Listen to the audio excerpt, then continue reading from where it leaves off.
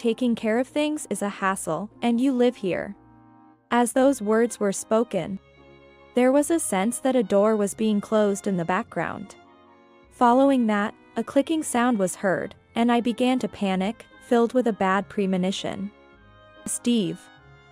Hey, you're there, right?" "Steve."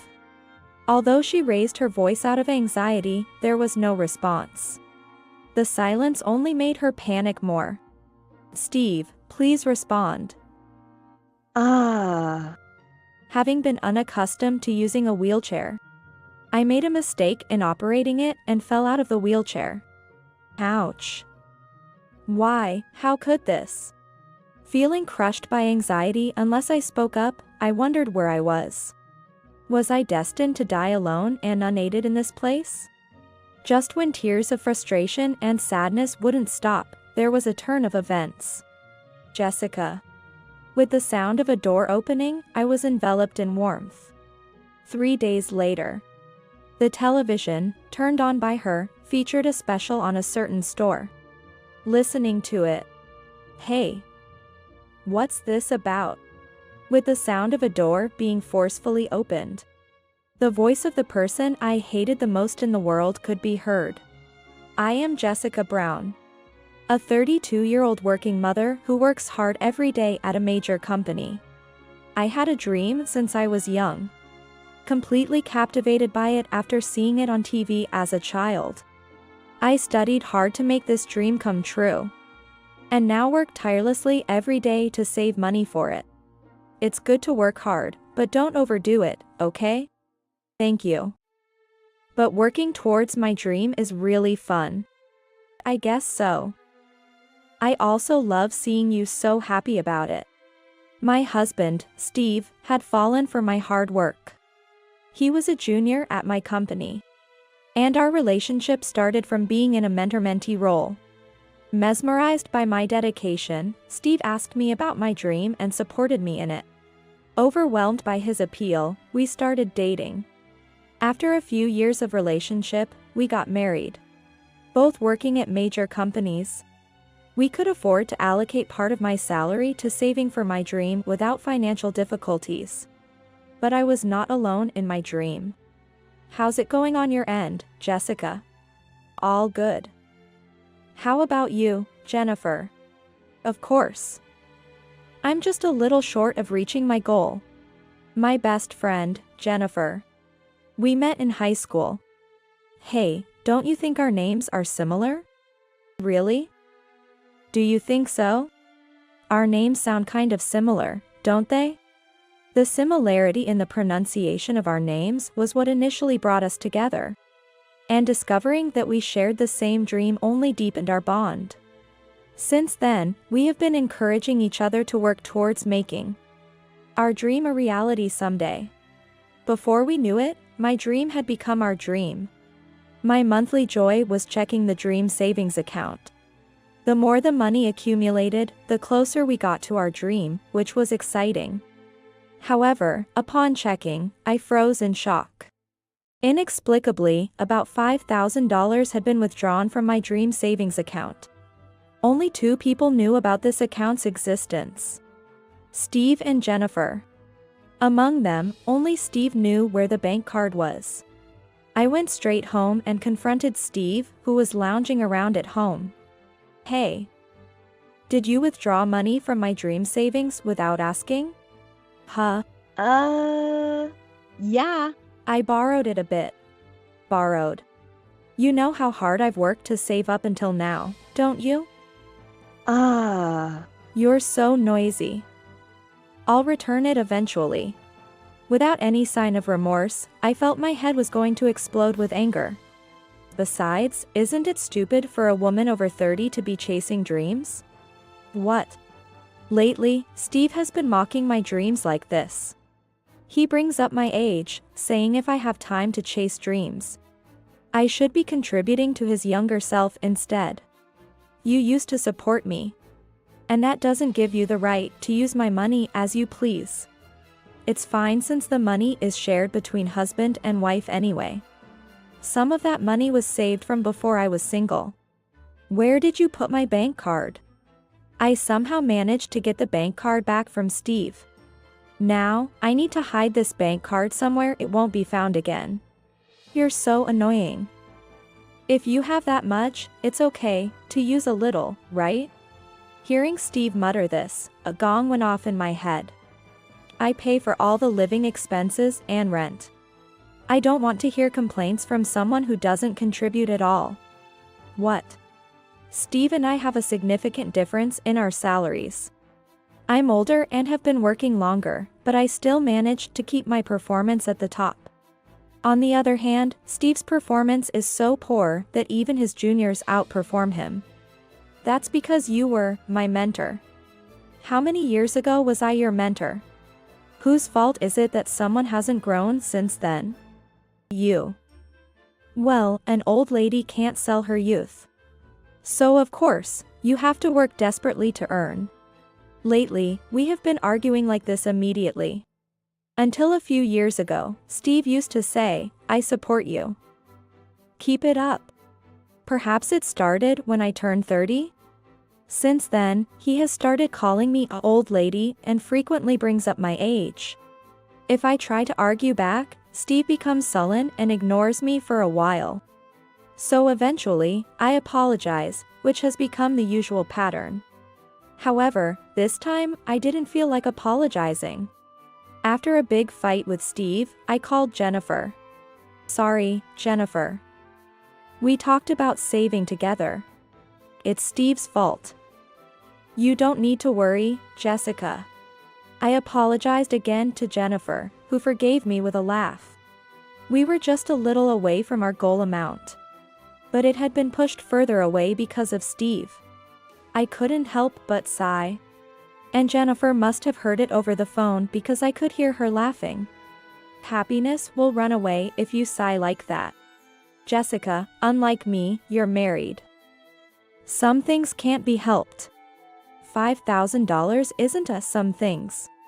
It was a good decision to have a separate account with Jennifer. Really, that's true. We'll have to be careful around Steve from now on. Exactly. Then we talked about trivial things.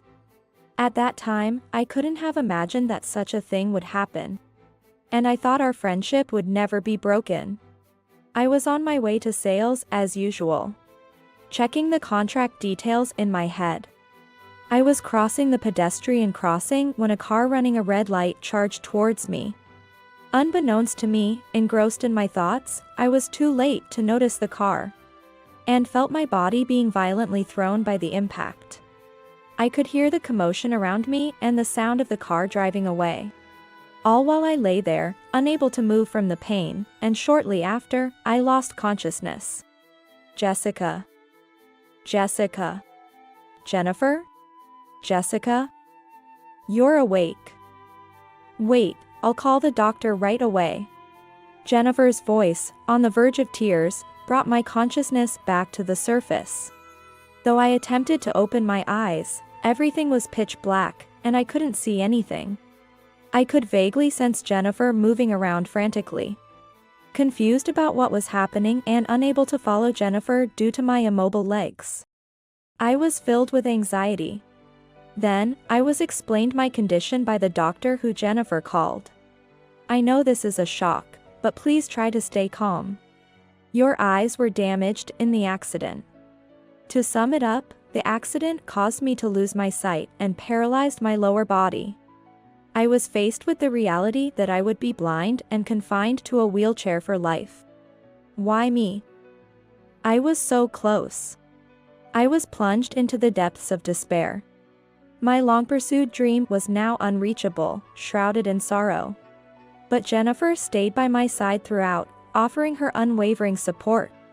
Jessica. I won't give up. I'll work hard for both of us. I'll make our dream come true and gift it to you, so don't you give up. Honestly, I thought about giving up entirely. But Jennifer's relentless encouragement helped me reconsider. And then, Jessica. Steve rushed over upon hearing I had regained consciousness. During my hospitalization, Steve, despite my inability to see, stayed by my side, alleviating my anxiety somewhat. I couldn't be more thankful to both of them. However, that was only the beginning. Jennifer stopped visiting me. In my current state, I couldn't even contact her myself. What made things worse was Steve's attitude. Initially, he was caring and talkative, but gradually, he spoke less and visited less often. Even when he did come, I could only hear the sound of him tapping on his smartphone. Steve. How's work been lately? It's none of your business. His response was curt to my attempts at conversation.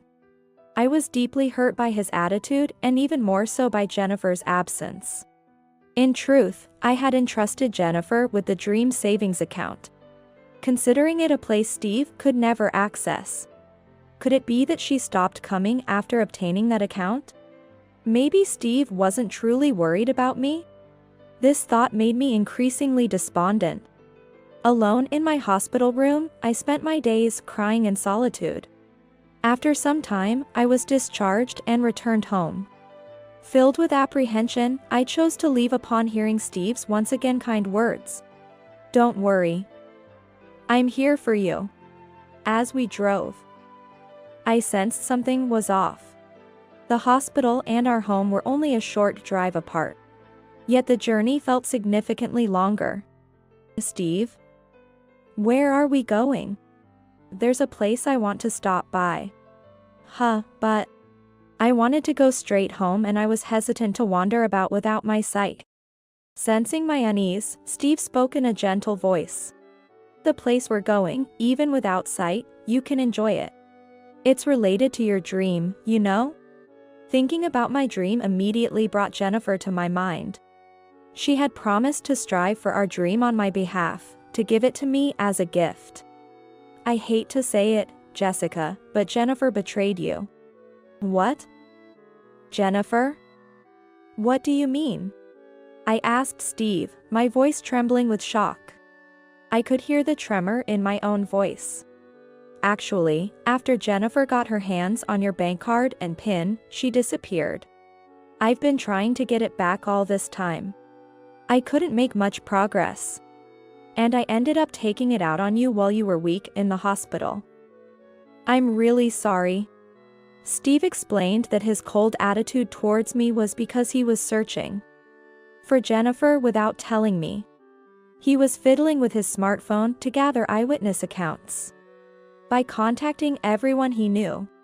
At that moment, I couldn't believe Jennifer had betrayed me, and my thoughts froze. I couldn't pick up on the sense of unease that I normally would have noticed. But I finally found her. So, let's go together and get our revenge. Okay. And with that, I nodded.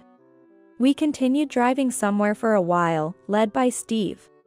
I wondered if it was okay to have come so far away, as anxiety gripped me.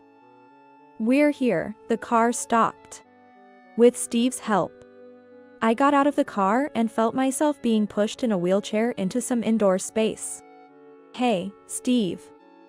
Where are we? There's no sign of anyone here. Of course, there isn't. This is an unused vacant house. What? Steve's presence and voice faded away. I tried to reach out to Steve, but I couldn't grasp anything. Suddenly, I was overcome with fear. Steve. Where are you? Behind me, I heard Steve's laughter. Taking care of things is a hassle, and you live here. With those words, I sensed a door closing behind me. Then, a clicking sound, and I began to panic with a bad premonition. Steve. Hey, you're there, right? Steve. Though I raised my voice out of anxiety, there was no response. The silence only made me panic more. Steve, please respond. Having been unaccustomed to using a wheelchair, I made a mistake in operating it and fell out of the wheelchair. Ouch. Why, how could this? Feeling crushed by anxiety unless I spoke up, I wondered where I was. Was I destined to die alone and unaided in this place? Just when tears of frustration and sadness wouldn't stop, there was a turn of events. Jessica. With the sound of a door opening, I was enveloped in warmth. I'm sorry, so sorry, Jessica. Jennifer. Is that you, Jennifer? I could feel the arms around me trembling, and my right shoulder getting slightly wet. Was Jennifer crying while hugging me? Why was she here? What exactly was happening? It's all going to be okay, now. My questions were drowned out by Jennifer's assertive voice. And then, I was taken under Jennifer's care. 3 days later. From the television she had turned on, a special feature on a certain store could be heard. As I listened to it. Hey. What's this about? The sound of a door being forcefully opened came along with the voice of the person I hated the most in the world. Well, look who decided to show up. Jessica, are you okay? Yes, of course. I have some things I want to say, too. From the sound of it, Steve seemed quite flustered. Jennifer and I were there to confront him. How are you still alive? Because I saved her, obviously. That day, Jennifer had gone ahead to the vacant house, hiding nearby, waiting for us to arrive. After Steve left, she came out and rescued me. Don't joke with me. You said you betrayed Jessica. Indeed, I did betray someone. But not Jessica. It was you, Steve. In fact, right after the accident, Steve had approached Jennifer, trying to initiate a relationship. Despite showing concern for me, Jennifer grew suspicious of Steve's advances. I realized you were after the dream savings account that I was holding for Jessica. And you were also eyeing my own savings. She caught on to his scheme. It would have been easy to reject him outright, but fearing he might harm her, Jennifer pretended to betray me, going along with Steve's plot. What is that? Steve froze, not expecting to have been deceived. Jennifer had transferred her own savings to another account, and then gave Steve the emptied bank account, gaining his trust. By skillfully misleading Steve and ensuring he didn't spend any of the account's contents, Jennifer's actions were commendable. And while Steve was off guard, she bought the vacant house he left me in, suggesting, if you leave her in that vacant house, she'll never be found. That way, everyone will have to accept the situation as her having disappeared. That's how she egged Steve on. As a result, Steve left me in the vacant house without any suspicion. And Jennifer safely retrieved me. It's good you're simple-minded. Thanks to that, we could establish our dream of running a traditional cafe. Yes, our dream was to run a traditional cafe. Jennifer renovated the bought vacant house, and it finally opened yesterday. We were receiving live TV coverage until just before. The broadcast that aired was from that time. Steve must have seen the live coverage and rushed over. That can't be. I can't believe I was deceived.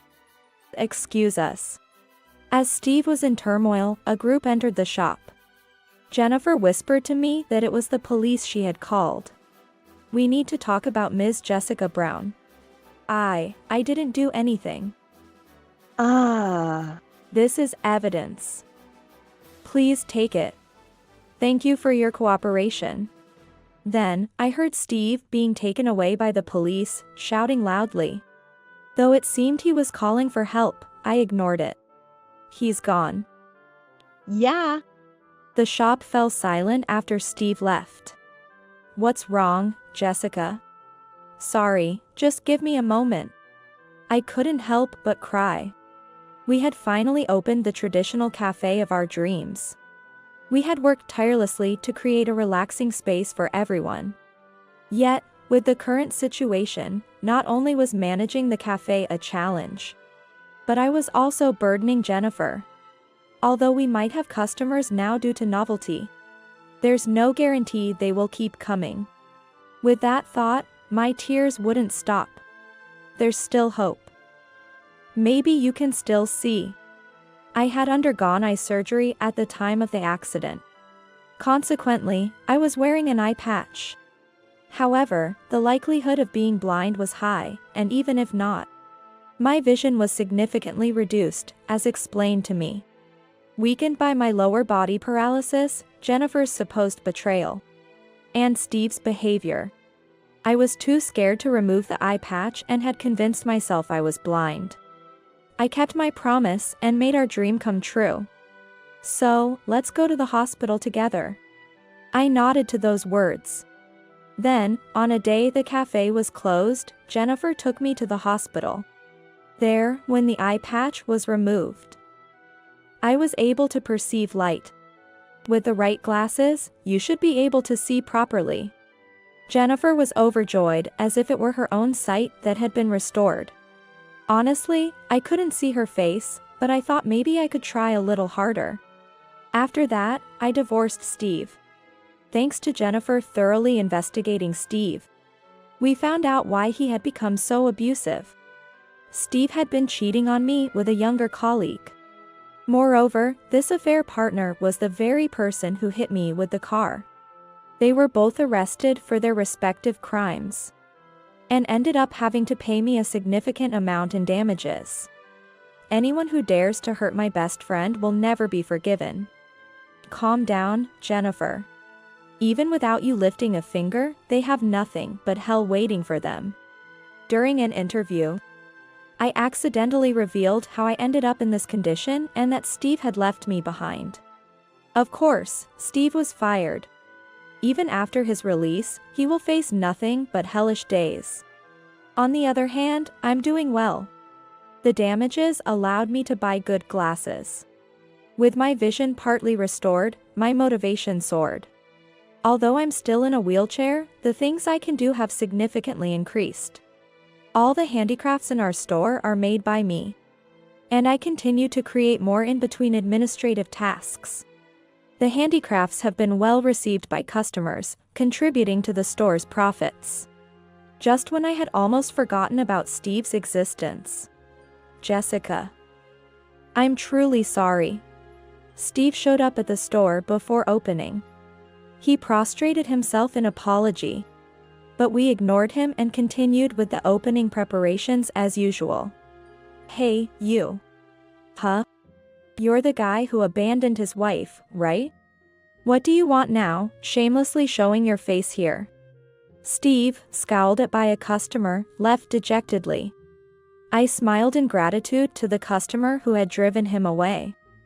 Thank you, Peter. No problem. Glad I came early. He's a regular at the store and was the cameraman when the TV crew came. He has continued to visit as a customer since the broadcast. I'm making the drinks today. Please make sure to order one. Really? I'm looking forward to it. You two are so transparent. Jennifer chuckled, seemingly catching on to something. I'm genuinely glad I took a chance and agreed to the interview that day. Now, we need to make sure he never shows up here again. I can recommend a good lawyer for you. Thank you. Please do.